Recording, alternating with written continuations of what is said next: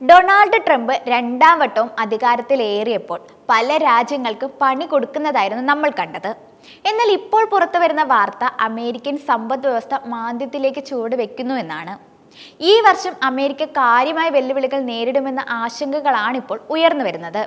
ഇത് സംബന്ധിച്ച പ്രസ്താവനകൾ ട്രംപും വെളിപ്പെടുത്തിയതായാണ് റിപ്പോർട്ടുകൾ പുറത്തുവരുന്നത്. എന്നാൽ ചില പ്രധാന സാമ്പത്തിക സൂചകങ്ങൾ മാന്ദ്യത്തിലേക്ക് വിരൽ ചൂണ്ടുന്നുണ്ടെങ്കിലും സമ്പദ് വ്യവസ്ഥ ശരിയായ പാതയിലാണെന്നാണ് ട്രംപ് ഭരണകൂടത്തിലെ ചില അംഗങ്ങളുടെ ആത്മവിശ്വാസം. അധികാരത്തിലേറി ഒരു മാസം കഴിഞ്ഞ് ഫെബ്രുവരിയിൽ തന്നെ 1,50,000-ത്തിലധികം തൊഴിലവസരങ്ങൾ അമേരിക്കയിൽ ഉണ്ടായതായി US ബ്യൂറോ ഓഫ് ലേബർ സ്റ്റാറ്റിസ്റ്റിക്സിന്റെ സമീപകാല ഡാറ്റ വെളിപ്പെടുത്തിയെങ്കിലും തൊഴിലില്ലായ്മ നിരക്കും അതിനോടൊപ്പം ഉയർന്നിരുന്നു. തൊഴിൽ ശക്തി പങ്കാളിത്ത നിരക്ക് കുറയുകയും ചെയ്തിട്ടുണ്ട്. ഉപഭോക്തൃ ആത്മവിശ്വാസത്തിലെ ഏറ്റക്കുറച്ചിലുകളും സാമ്പത്തിക വിപണിയിലെ ചാഞ്ചാട്ടവും കൂടിച്ചേർന്ന് അമേരിക്ക മാന്ദ്യത്തിലേക്ക് നീങ്ങുകയാണോ എന്ന സംശയവും സാമ്പത്തിക വിദഗ്ധർ ഇപ്പോൾ ചർച്ച ചെയ്യുന്നുണ്ട്. ബ്ലൂബെർഗിന്റെ റിപ്പോർട്ട് അനുസരിച്ച് 2021 ഓഗസ്റ്റിന് ശേഷമുള്ള ഏറ്റവും വലിയ പ്രതിമാസ ഇടിവാണ് അമേരിക്കയുടെ ഉപഭോക്തൃ ആത്മവിശ്വാസത്തിൽ ഉണ്ടായത്. 2025 തുടക്കത്തിൽ സമ്പദ് വ്യവസ്ഥ 2.4% ചുരുങ്ങുമെന്ന് അറ്റ്ലാന്റ ഫെഡറൽ റിസർവ് പ്രവചിക്കുകയും ചെയ്തിട്ടുണ്ട്. ഇതൊക്കെ ആണെങ്കിലും അടുത്തിടെ അമേരിക്കയ്ക്ക് ആരോഗ്യകരമായ സാമ്പത്തിക വളർച്ച കൈവരിക്കാൻ കഴിയുമെന്ന് ചില റിപ്പോർട്ടുകളും പറയുന്നുണ്ട്. ഇത് രാജ്യത്തിലെ സാമ്പത്തിക വിദഗ്ധർക്കിടയിലെ ഭിന്നതയെ എടുത്തു കാണിക്കുന്നതാണ്. ഫോക്സ് ന്യൂസിൽ മരിയ ബാർട്ടിറോമയുമായുള്ള അഭിമുഖത്തിനിടെ സാമ്പത്തിക മാന്ദ്യത്തിന്റെ സാധ്യതകളെക്കുറിച്ച് ചോദിച്ചപ്പോൾ ട്രംപ് ഉത്തരം നൽകാതെ വിട്ടുനിൽക്കുകയാണ് ഉണ്ടായത്. അത്തരം കാര്യങ്ങൾ സംസാരിക്കാൻ തനിക്ക് താല്പര്യമില്ലെന്നാണ് ട്രംപ് പറഞ്ഞത്. ട്രംപിന്റെ തീരുവ നയത്തെക്കുറിച്ചും അവ അമേരിക്കയുടെ സാമ്പത്തിക വളർച്ചയെ എങ്ങനെ ബാധിക്കും എന്നതിനെക്കുറിച്ചുമുള്ള ആശങ്കകൾ വളരുകയും അത് അമേരിക്കൻ സാമ്പത്തിക ഗതിയെ മാന്ദ്യത്തിലേക്ക് അടുപ്പിക്കുകയും ചെയ്യുന്ന ആശങ്കകൾ വർദ്ധിച്ചു വരുന്ന സാഹചര്യത്തിലാണ് ഇത്തരം അനായാസകരമായ ഉത്തരം നൽകിയുള്ള ട്രംപിന്റെ തലയൂരലുകൾ. എല്ലാ കാട്ടിക്കൂട്ടലുകളും കാണിച്ച് ഒടുവിൽ അമേരിക്കയെ കുഴിയിലാക്കിയോ ട്രംപ് എന്നും സംശയിക്കേണ്ടിയിരിക്കുന്നുണ്ട്. ജോ ബൈഡൻ ഭരണകൂടത്തിന്റെ ദേശീയ സാമ്പത്തിക കൗൺസിൽ മുമ്പ് സേവനം അനുഷ്ഠിച്ചിട്ടുള്ള ജാക്വസ് മാന്ദ്യം പൊതുവെ ഒന്നിലധികം മേഖലകളെ ബാധിക്കുന്നുവെന്നും ക്രമേണ ഉപഭോക്തൃ ചെലവ് കുറയുന്നതിനും തൊഴിലില്ലായ്മ വർദ്ധിക്കുന്നതിനും കാരണമാകുന്നുവെന്നും വിശദീകരിച്ചിട്ടുണ്ട്.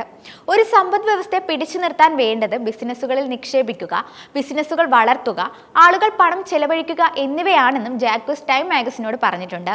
തങ്ങളുടെ ജോലികൾ ഇല്ലാതാക്കുമോ അതോ ഭാവിയിൽ കൂടുതൽ പിരിച്ചുവിടലുകൾ ഉണ്ടാകുമോ എന്നതിനെക്കുറിച്ച് ആളുകൾ ആശങ്കാകുലരാണെങ്കിൽ ചെലവുകളിൽ ഒരു പിന്നോട്ടടിവ് കാണാൻ തുടങ്ങും.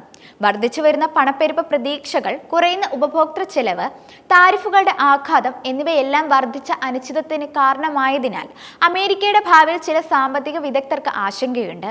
എന്നിരുന്നാലും മാന്ദ്യം പ്രവചിക്കുന്നത് എല്ലായ്പ്പോഴും ശരിയാകണമെന്നുമില്ല. ഡൊണാൾഡ് ട്രംപിന്റെ രണ്ടാം വരവിന് കീഴിൽ സാമ്പത്തിക മാന്ദ്യത്തെക്കുറിച്ചുള്ള ചർച്ചകൾ വളരെ ശക്തമായാണ് ഉയരുന്നത്.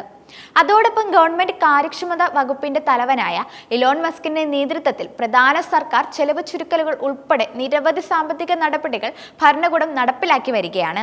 ഇത് വൻതോതിലുള്ള പിരിച്ചുവിടലുകൾക്കും ഫെഡറൽ ഏജൻസികളുടെ പണം പിൻവലിക്കലിനും വിവിധ സർക്കാർ കരാറുകൾ അവസാനിപ്പിക്കുന്നതിനും കാരണമായിരുന്നു.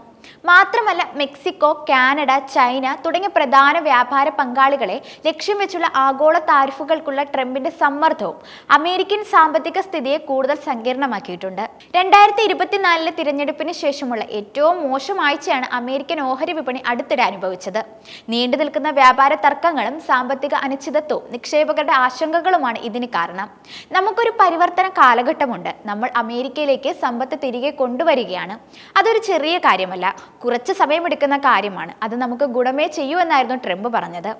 അമേരിക്കൻ ജനതയ്ക്ക് വേണ്ടി ട്രംപ് വിജയം കൈവരിക്കുമെന്നും അമേരിക്കയിൽ മാന്ദ്യം ഉണ്ടാകില്ലെന്നുമാണ് മറ്റൊരു പക്ഷം.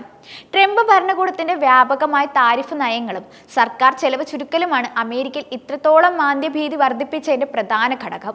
ചൈന, മെക്സിക്കോ, കാനഡ എന്നിവ ഉൾപ്പെടെയുള്ള പ്രധാന അമേരിക്കൻ വ്യാപാര പങ്കാളികളെ ലക്ഷ്യമിട്ട് ട്രംപ് നടത്തിയ വെല്ലുവിളികളാണ് അമേരിക്കയ്ക്ക് തന്നെ തലക്കടിയായിരിക്കുന്നത്. ഈ നടപടികൾ വിവിധ വ്യവസായങ്ങളിൽ അലയൊലികൾ സൃഷ്ടിച്ചിട്ടുണ്ട്. ഭാവിയിലെ ചിലവുകളെയും വ്യാപാര സ്ഥിരതയും കുറിച്ച് പല ബിസിനസ്സുകൾക്കും ഇപ്പോൾ ഉറപ്പു തന്നെയില്ല. പ്രവചനാതീതമായ ഇത്തരം താരിഫ് നയങ്ങൾ നിക്ഷേപത്തെയും തൊഴിലവസര സൃഷ്ടിയെയും ഗണ്യമായി മന്ദഗതിയിലാക്കുമെന്ന് അലക്സ് ജാക്വസ് മുന്നറിയിപ്പ് നൽകിയിട്ടുണ്ട്. പരമാവധി ഒളിപ്പിച്ചു വെക്കാൻ ട്രംപ് ശ്രമിക്കുന്നുണ്ടെങ്കിലും രാജ്യത്തിനകത്തെ വിള്ളലുകൾ മറനീക്കി പുറത്തു വന്നു തുടങ്ങുകയാണ്. ട്രംപിന്റെ ടീമിൽ തന്നെയുള്ള ഭിന്നതകളാണ് ഇത്തരം സ്ഥിതിഗതികളെ പുറത്തു കൊണ്ടുവരുന്നതെന്നാണ് മറ്റൊരു കാര്യം. കുഴിച്ചുകുഴിയിൽ അമേരിക്ക തന്നെ കാലിടറി വീണ ഈ അവസ്ഥ എത്രയും പെട്ടെന്ന് പരിഹരിച്ചില്ലെങ്കിൽ ലോകത്തിന് മുന്നിൽ അധികാരം കിട്ടിയ ഒരു കോമാളിയായി ട്രംപ് മാറുമെന്നതിൽ സംശയമൊന്നുമില്ല.